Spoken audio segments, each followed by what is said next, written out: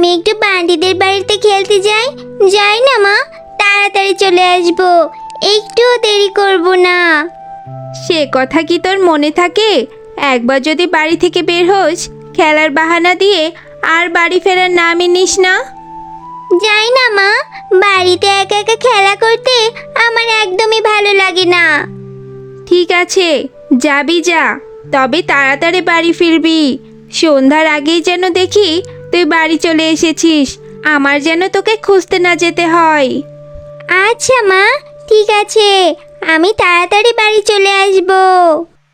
এরপর মিনা বান্টিদের বাড়ি যাওয়ার উদ্দেশ্যে রওনা দেয়। আর যাওয়ার পথেই বান্টিদের সাথে মিনার দেখা হয়। কি রে বান্টি, কোথায় যাচ্ছিস তুই? আমি তো তোদের বাড়িতে যাওয়ার উদ্দেশ্যেই রওনা দিলাম। আর তোর হাতে ওটা কি রে বান্টি? আমার হাতে ওটা মরা বেগুন গাছের চারা রে মিনা।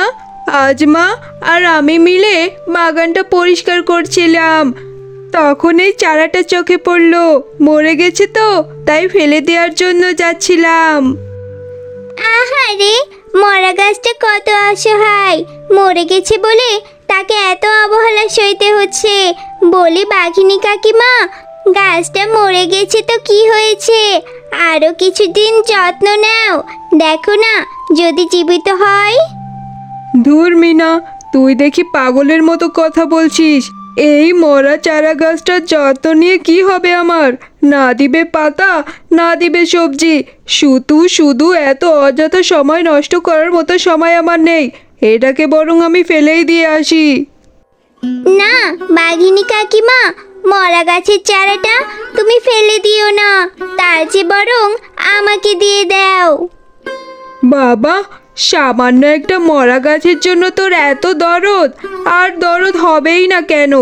তোদের মতো গরিবদের আবার দয়া মায়া একটু বেশিই থাকে। আচ্ছা ঠিক আছে, চাচ্ছিস যখন নিয়ে যা, যত সব। এরপর মিনা সেই চারা গাছটিকে নিয়ে বাড়িতে চলে যায়। কি রে মিনা, কি ব্যাপার? তুই আজ এত তাড়াতাড়ি বাড়িতে ফিরলি যে? আজকে ডাকতেও চা লাগলো না, সন্ধ্যার আগেই বাড়ি চলে আসলি। আবার হাতে করে একটা মরা চারা গাছও সাথে নিয়ে এসেছিস। মা, আমি আজ আর বান্টির সাথে খেলবো না। আর তুমিও এভাবে বলছো?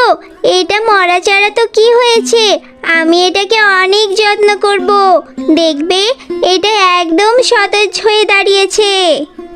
আচ্ছা ঠিক আছে, তোর যা ইচ্ছা তুই তাই কর। এরপর মিনা সেই বেগুন গাছের চারাটিকে রোপণ করে নেয়।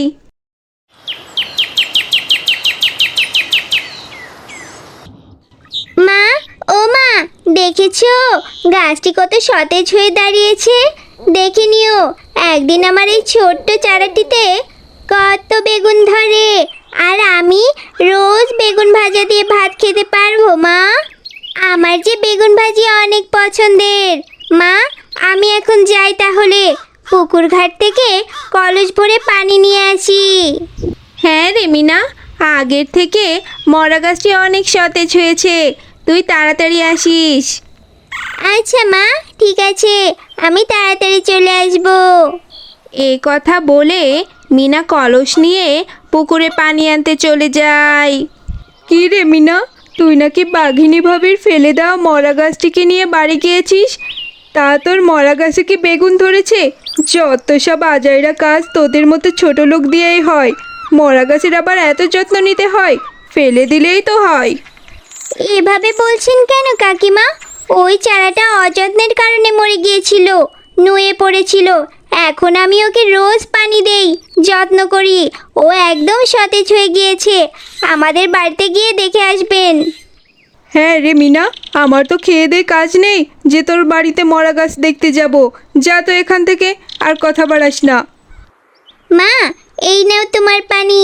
আমি একটু বান্টিদের সাথে খেলতে যাচ্ছি, অনেক দিন হয়ে গেছে ওদের সাথে দেখাও করি না।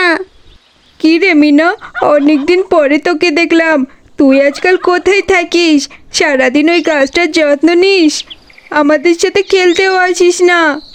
হ্যাঁ বান্টি, জানিস তোদের সেই মরা চারা গাছটিকে আমি যত্ন করাতে চারাটি আবার সতেজ হয়ে দাঁড়িয়েছে। আয় দেখবি আমাদের বাড়িতে, আয়।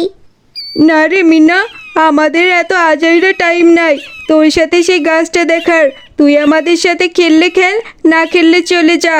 আর আমাদের সাথে না খেলে তুই বরং সেই চারা গাছের যত্ন নে, যা যা। এরপর মিনা বান্টিদের কথায় কষ্ট পেয়ে ওখান থেকে চলে যায় আর কারো কথায় কান না দিয়ে রোজ চারা গাছটির যত্ন করতে থাকে।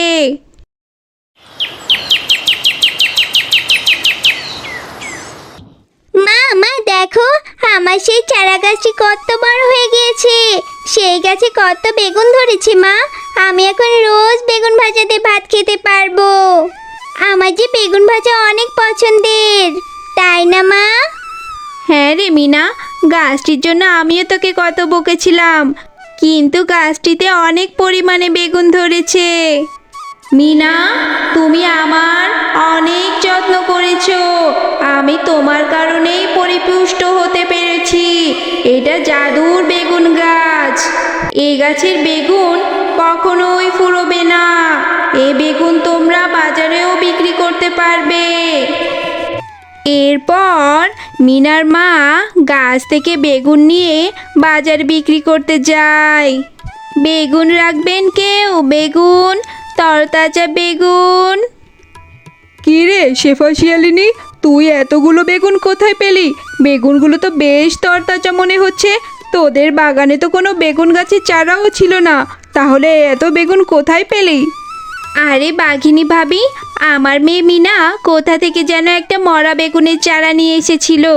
সেটাকে রোজ পানি দিয়ে যত্ন করাতে সেটা অনেক পরিপুষ্ট হয়, আর সেই চারায় অনেক বেগুন হয়েছে। ওখান থেকে তো আমি বেগুন নিয়ে এসেছি বিক্রি করার জন্য। এই কথা শুনে বাঘিনী মিনাদের বাড়িতে চলে যায়। কি রে মিনা, আমার চারা গাছটা তো অনেক বড় করেছিস, আর ভালোই তো বেগুন ধরেছে।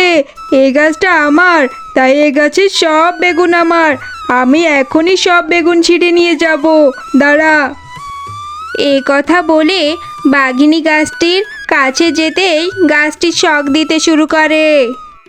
ওরে বাবা রে, মারে আমাকে ছেড়ে দাও, এদিকে জাদুর বেগুন গাছ, ছেড়ে দাও ছেড়ে দাও।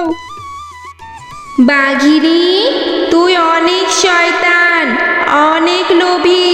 আমি মরে গিয়েছিলাম, তাই তুই আমাকে ফেলে দিয়েছিস, অবহেলা করেছিস। এখন আবার এসেছিস আমার কাছে বেগুন ছিঁড়তে। বাঁচতে চাইলে পালা এখান থেকে, না হলে আমি তোকে আজকে শেষ করে দেব। ঠিক আছে বেগুন গাছ, আমি এক্ষুনি চলে যাচ্ছি, আমি আর কখনো আসবো না। এই কথা বলে বাঘিনী ওখান থেকে পালিয়ে যায়।